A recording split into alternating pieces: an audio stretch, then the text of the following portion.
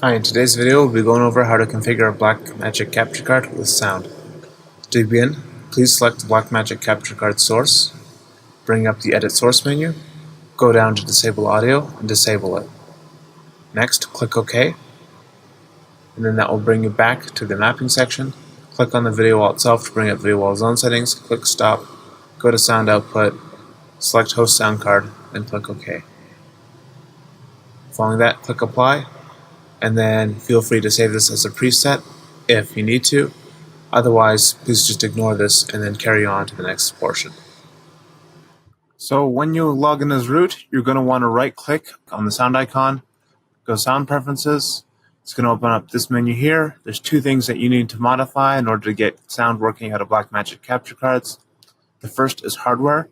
You want to then scroll down until you see NVIDIA. And then once you've selected HDA NVIDIA, you're then going to want to click on the Output tab here. Scroll the way down until you see HDA NVIDIA. Select that, and then simply close the application, and then that should be it. So that concludes today's videos. If you have any further questions, please visit support.userful.com. Thank you.